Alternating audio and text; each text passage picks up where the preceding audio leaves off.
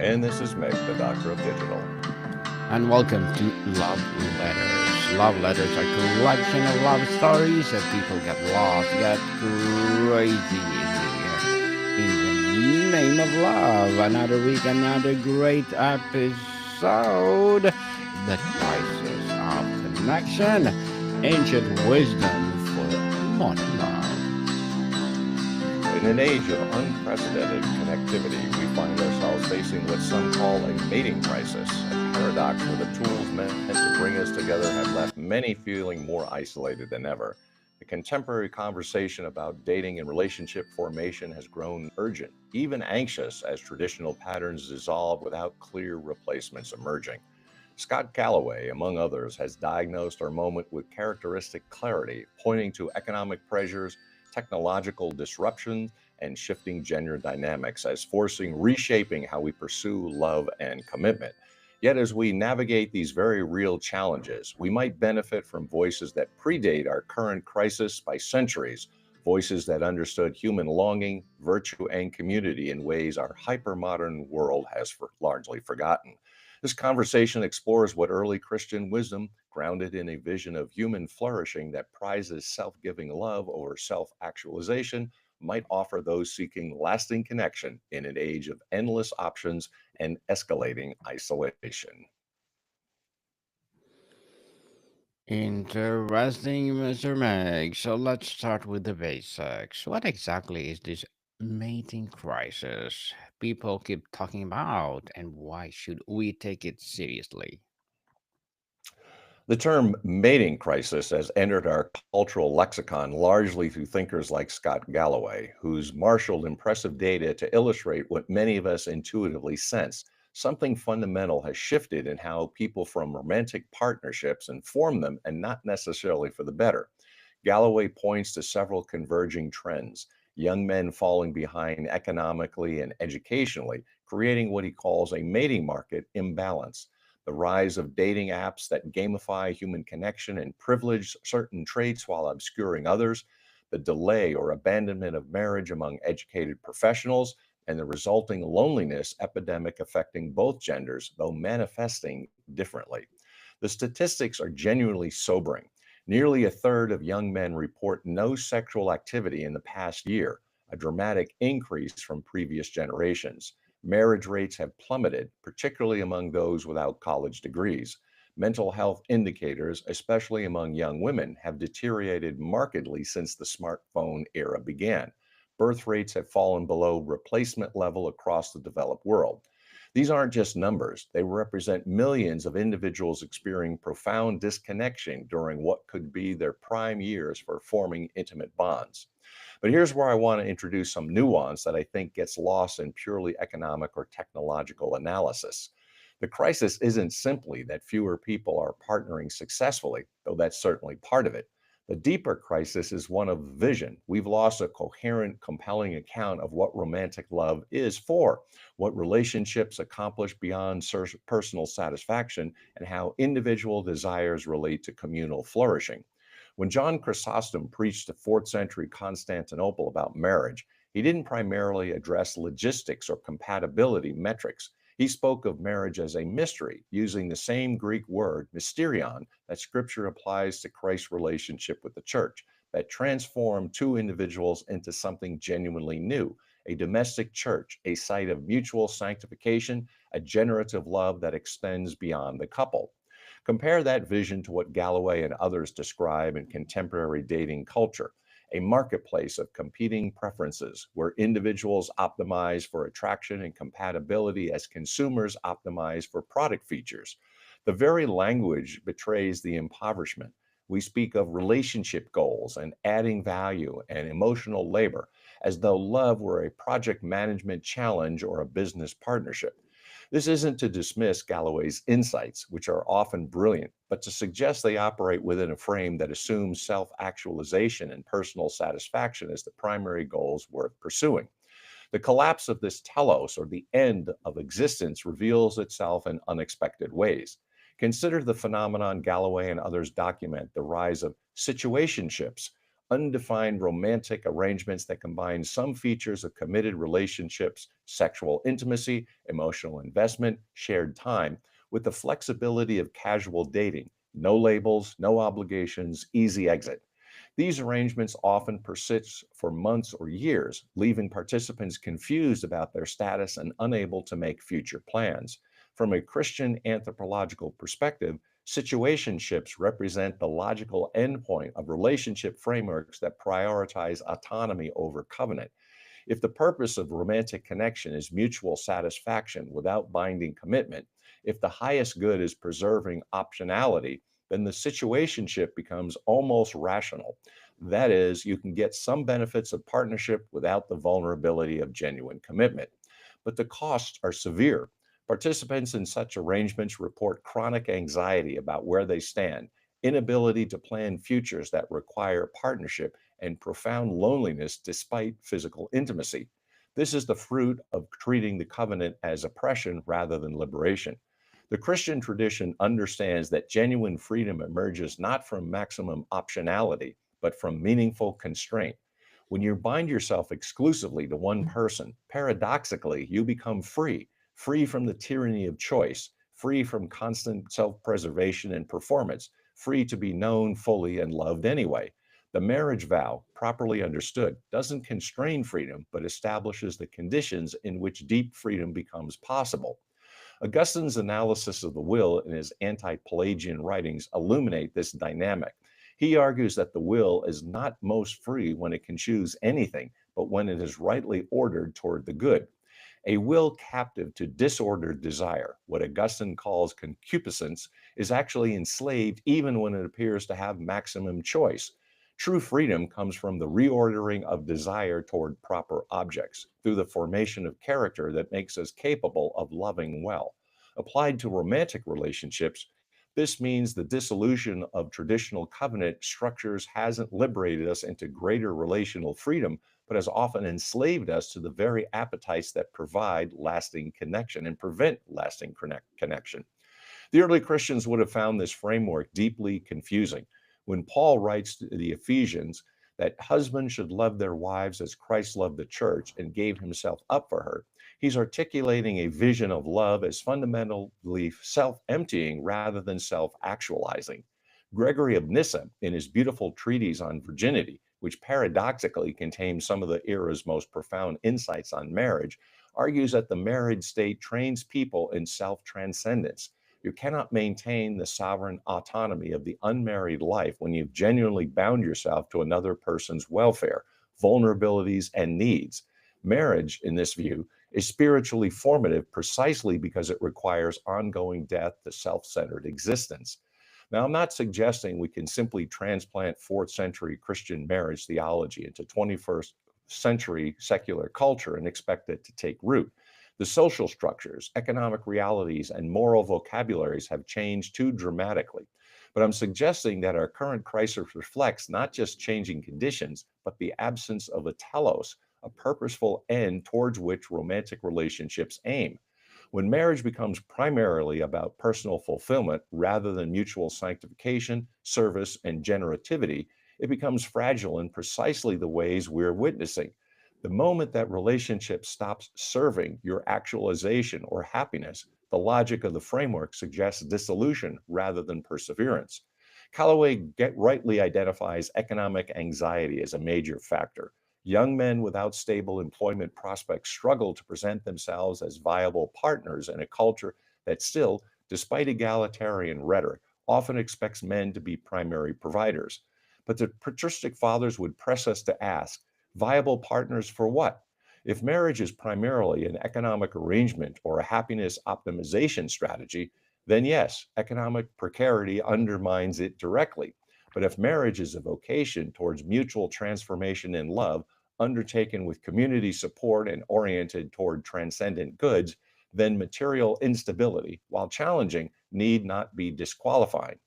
I think of Tertullian's exuberant description in Ad Exorum of Christian couples praying together, instructing one another, serving side by side, sharing psalms and hymns.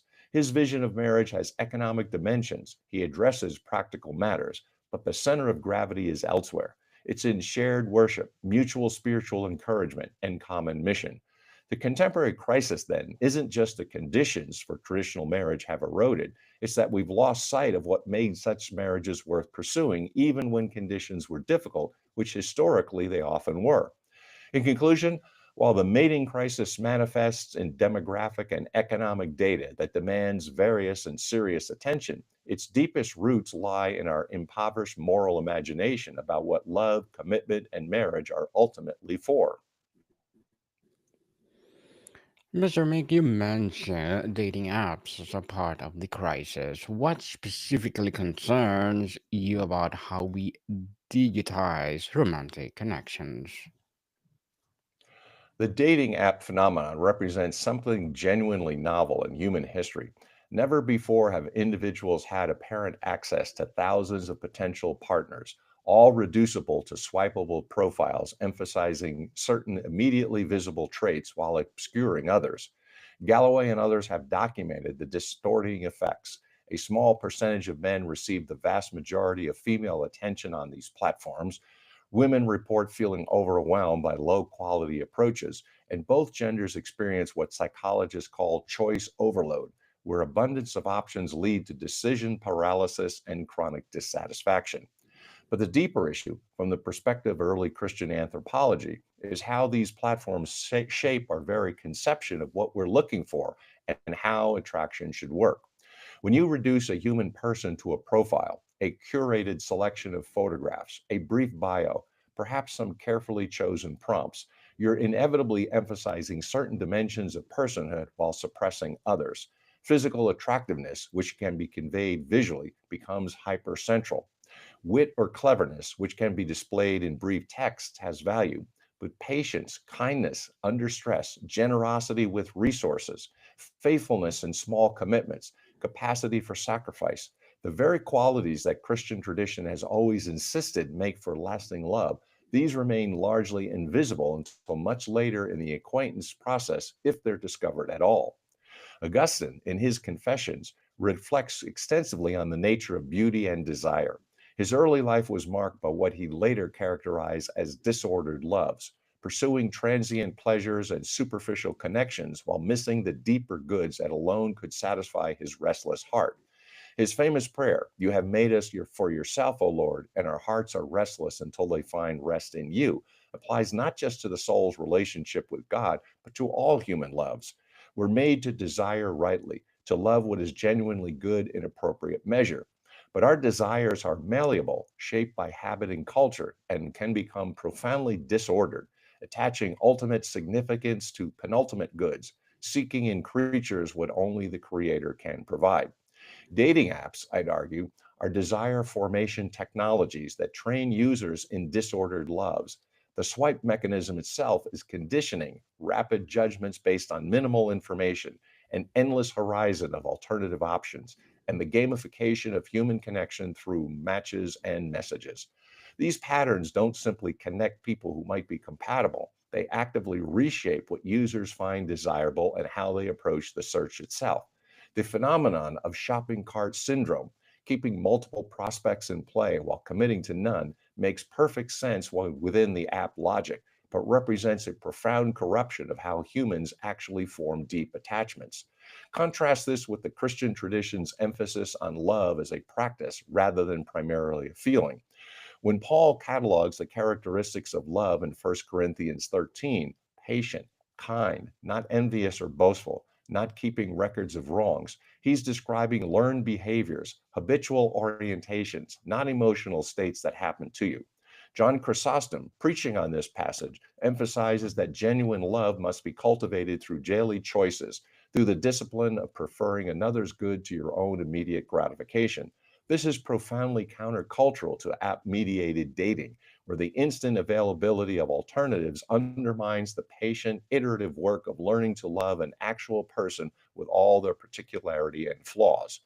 There's also a theological problem with the apparent infinitude of choice. The Christian tradition, drawing on Jewish wisdom before it, has always understood covenant, exclusive binding commitment, as the proper context for erotic love. The Song of Songs, the most sensual of biblical books, is saturated with language of exclusivity, My beloved is mine, and I am his. The lovers create a world of two, a garden enclosed, where their mutual belonging generates security, freedom, and delight. This isn't possessiveness, but the recognition that genuine intimacy requires boundaries. You cannot be deeply known by everyone, and the attempt to remain available to all comers ensures you'll be truly known by none. Dating apps promise connection, but structurally undermine commitment. Even after matching, even after meeting, the app remains on your phone, a constant reminder that other options exist, that this person before you is one selection from a vast menu. Behavioral economics teaches us that people value things less when they perceive abundant alternatives, the paradox of choice that Barry Schwartz documented. Applied to romantic relationships, this means that app mediated dating may actually decrease our capacity to value and commit to partners who would, in a different context, be experienced as genuinely desirable. I want to be clear. I'm not romanticizing pre digital courtship patterns, which had their own pathologies, limited options, social pressure towards unsuitable matches, asymmetric power dynamics. Arranged marriages, the historical norm across many cultures, produce plenty of misery alongside some genuine partnerships. But the solution to the tyranny of constrained choice isn't the tyranny of infinite choice. What the patristic tradition would direct us toward is discernment, the cultivation of wisdom about what truly matters in a life partner, the development of character that prepares one to be worth choosing, and the recognition that the work of love begins in earnest only after the choice is made. Gregory of Nazianzus, in a beautiful funeral oration for his friend Basil, describes their friendship in terms that apply equally to romantic partnership, a single soul inhabiting two bodies, refined through years of shared labor and shared risk, shared grief and shared joy. This is the vision of intimacy that dating apps, by their very nature, cannot facilitate. They can introduce people, a function they sometimes perform adequately, but they cannot build the shared history, the tested trust, the woven together lives that constitute real intimacy. Worse, their design actively militates against the patience and exclusivity that intimacy requires. In conclusion, while dating apps respond to real challenges and how mobile, atomized modern people might meet potential partners, their deeper effect has been to disorder our desires and undermine the very commitments that lasting love requires. Galloway emphasizes economic factors heavily, Mr. Meg. The idea that young men's declining financial prospects make them less marriageable. What do you make of these argument? Galloway's economic analysis contains undeniable truth and highlights genuine injustice. The data is clear. Young men without college degrees have seen their earning power stagnate or decline over recent decades, while costs for housing, healthcare, and family formation have soared. Meanwhile, women's educational and professional gains, achievements worth celebrating in their own right, have created what economics call assortiveness mating patterns, where highly educated women increasingly pair with highly educated men, leaving those without credentials at a structural disadvantage. These dynamics have real consequences for who can realistically contemplate marriage, home ownership, and child rearing. The early Christians, we should note, were hardly naive about economic realities. Jesus himself speaks about wealth and poverty more than almost any other topic. The patristic fathers, living in an era of stark inequality and precarious subsistence for most people, wrote extensively about property, justice, and communal responsibility. Basil the Great, in a sermon that still scorches 2 millennia later, condemns the wealthy who hoard resources while their neighbors starve. The bread you do not use is the bread of the hungry. The garment hanging in your wardrobe is the garment of the person who is naked. The shoes you do not wear are the shoes of the one who is barefoot. The money you keep locked away is the money of the poor. So when contemporary analysis point to economic barriers to family formation, they're identifying something Christian social teaching has always recognized. Material security matters. You cannot simply spiritualize away the reality that raising children requires resources, that chronic financial stress corrodes relationships, that economic precarity makes future planning, the very essence of commitment, extremely difficult.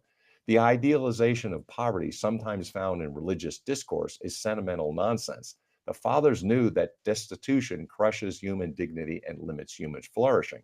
But, and here's the crucial tension within Galloway's framework, the early Christians would resist reducing marriageability to economic productivity or treating romantic partnerships as primarily a financial arrangement.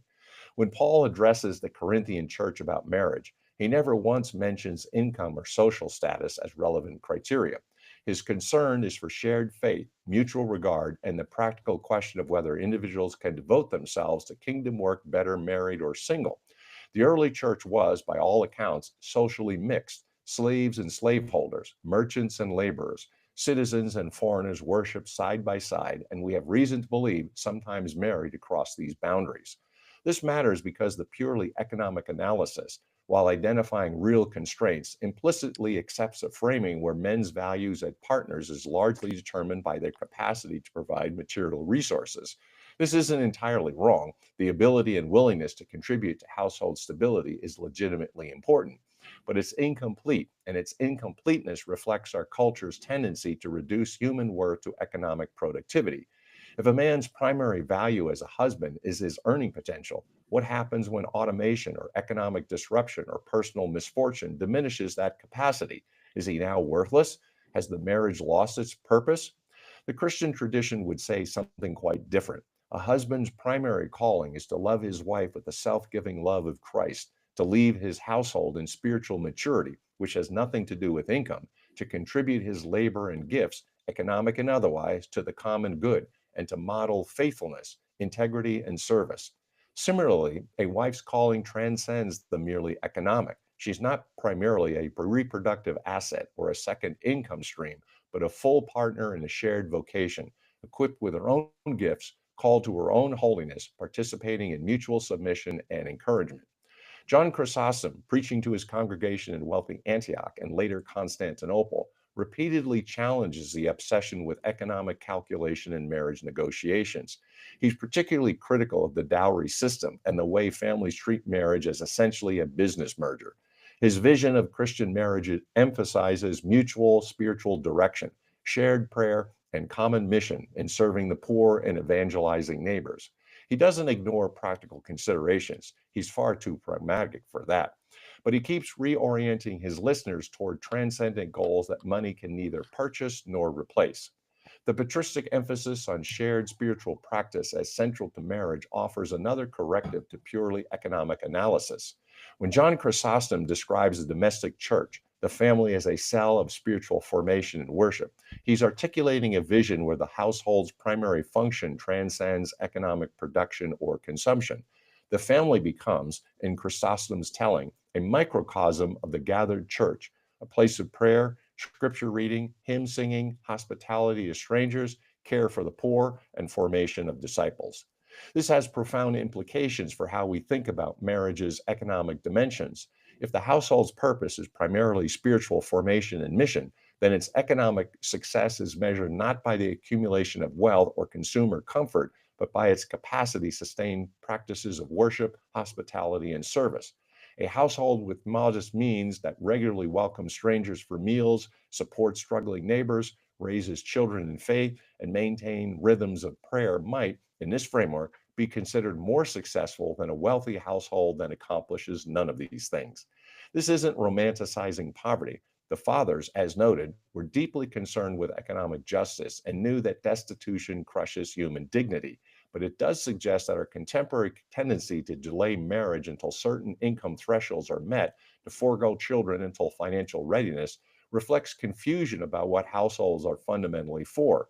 The early Christian household was certainly an economic unit. People work, produce goods, and manage resources, but its economic activity serves larger spiritual purpose rather than being an end in itself. Modern economic analysis tends to treat household formation purely as a consumption decision. Can we afford the lifestyle we envision? Can we provide our children with the advantages we think they need? These questions aren't invalid, but they assume a particular vision of flourishing centered on material comfort and positional goods. The patristic alternative would ask, can we maintain practices of worship and hospitality? Can we create a household ordered toward formation and virtue? Can we transmit faith to the next generation? These questions don't ignore economic realities, but subordinate them to transcendent purposes. Here's where I think we need to constructively engage and partially correct Galloway's analysis. Yes, economic precarity makes marriage more difficult, and we should absolutely address the systemic issues: housing costs, healthcare access, wage stagnation, educational affordability that place family formation out of reach for many young people. This is a matter of justice, and Christians especially should be at the forefront of demanding social arrangements that make family life economically viable. But we also need to recover a vision of marriage that isn't primarily organized around economic optimization.